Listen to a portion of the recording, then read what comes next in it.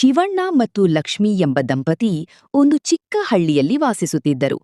ಇಬ್ಬರೂ ಬಹಳ ಪ್ರೀತಿಯಿಂದ ಬದುಕುತ್ತಿದ್ದರು. ಶಿವಣ್ಣ ಕೃಷಿ ಮಾಡುತ್ತಿದ್ದನು. ಲಕ್ಷ್ಮಿ ಮನೆ ಕೆಲಸಗಳ ಜೊತೆಗೆ ಹಳ್ಳಿಯ ಮಕ್ಕಳಿಗೆ ಟ್ಯೂಷನ್ ಹೇಳುತ್ತಿದ್ದಳು. ಅವರ ಮನೆ ದೊಡ್ಡದಾಗಿರ್ಲಿಲ್ಲ, ಆದರೆ ಸಂತೋಷ ಮಾತ್ರ ತುಂಬಿಕೊಂಡಿತ್ತು.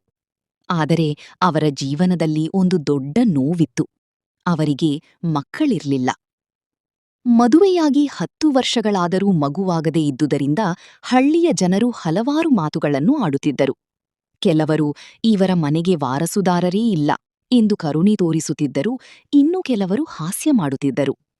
ಈ ಮಾತುಗಳು ಲಕ್ಷ್ಮಿಯ ಮನಸ್ಸಿಗೆ ತುಂಬಾ ನೋವು ಕೊಡುತ್ತಿತ್ತು. ಹೊರಗೆ ನಗುತ್ತಿದ್ದರೂ ರಾತ್ರಿ ಒಂಟಿಯಾಗಿ ಕಣ್ಣೀರು ಹಾಕುತ್ತಿದ್ದಳು. ಒಮ್ಮೆ ಅವರು ದೊಡ್ಡ ನಗರಕ್ಕೆ ಹೋಗಿ ವೈದ್ಯರನ್ನು ಭೇಟಿಯಾದರು. ಹಲವು ಪರೀಕ್ಷೆಗಳು, ಔಷಧಿಗಳು, ದೇವಾಲಯಗಳ ಭೇಟಿ ಎಲ್ಲವನ್ನೂ ಪ್ರಯತ್ನಿಸಿದರು. ಹಣವೂ ಬಹಳ ಖರ್ಚಾಯಿತು. ಆದರೂ ಕೆಲವೊಮ್ಮೆ ಲಕ್ಷ್ಮಿ ತನ್ನನ್ನೇ ತಪ್ಪು ಮಾಡುತ್ತಿದ್ದಳು.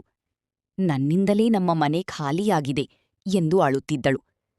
ಆಗ ಶಿವಣ್ಣ ಅವಳ ಕೈ ಹಿಡಿದು, ನೀನೇ ನನ್ನ ಬದುಕಿನ ಬೆಳಕು, ಮಗುವಿಲ್ಲದಿದ್ದರೂ ನೀನೇ ನನ್ನ ಕುಟುಂಬ ಎಂದು ಸಮಾಧಾನಪಡಿಸುತ್ತಿದ್ದನು.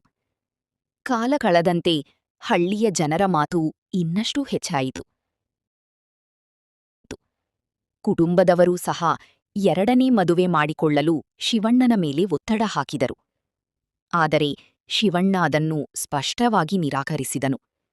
ನನ್ನ ಹೆಂಡತಿ ನನ್ನ ಜೊತೆ ಇದ್ದರೆ ಸಾಕು, ಅವಳನ್ನು ಬಿಟ್ಟು ಬೇರೆ ಯಾರನ್ನೂ ನಾನು ಯೋಚಿಸಲಾರೆ ಎಂದು ಹೇಳಿದನು. ಆ ಮಾತು ಕೇಳಿ ಲಕ್ಷ್ಮಿಯ ಕಣ್ಣುಗಳಲ್ಲಿ ಕಣ್ಣೀರು ತುಂಬಿತು.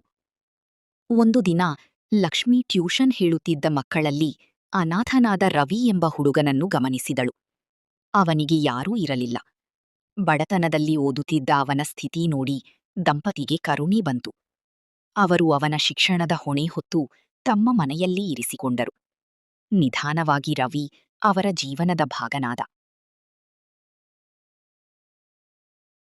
ರವಿ ಅಮ್ಮ ಮತ್ತು ಅಪ್ಪ ಎಂದು ಕರೆಯಲು ಆರಂಭಿಸಿದಾಗ ಲಕ್ಷ್ಮಿಯ ಮನಸ್ಸು ತುಂಬಿತು.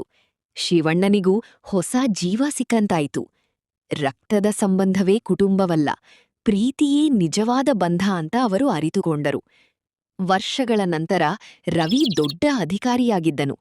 ಒಂದು ಕಾರ್ಯಕ್ರಮದಲ್ಲಿ ಅವನು ಎಲ್ಲರ ಮುಂದೆಯೂ ನನ್ನ ಜೀವನಕ್ಕೆ ಅರ್ಥ ಕೊಟ್ಟವರು ನನ್ನ ಅಪ್ಪ ಅಮ್ಮ ಎಂದು ಶಿವಣ್ಣ ಮತ್ತು ಲಕ್ಷ್ಮಿಯನ್ನು ವೇದಿಕೆಗೆ ಕರೆದುಕೊಂಡು ಬಂದನು.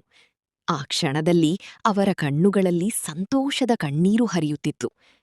ಮಕ್ಕಳಿಲ್ಲದ ನೋವು ಅವರನ್ನು ತುಂಬಾ ಕಾಡಿದರೂ ಪ್ರೀತಿ, ನಂಬಿಕೆ ಮತ್ತು ಮಾನವೀಯತೆ ಅವರ ಬದುಕಿಗೆ ಹೊಸ ಅರ್ಥ ನೀಡಿತು. ಜೀವನದಲ್ಲಿ ಕೆಲವೊಮ್ಮೆ ದೇವರು ನಮ್ಮ ಕನಸನ್ನು ಬೇರೆ ರೂಪದಲ್ಲಿ ನಿಜ ಮಾಡುತ್ತಾನೆ ಎಂಬುದನ್ನು ಅವರು ಅರಿತುಕೊಂಡರು.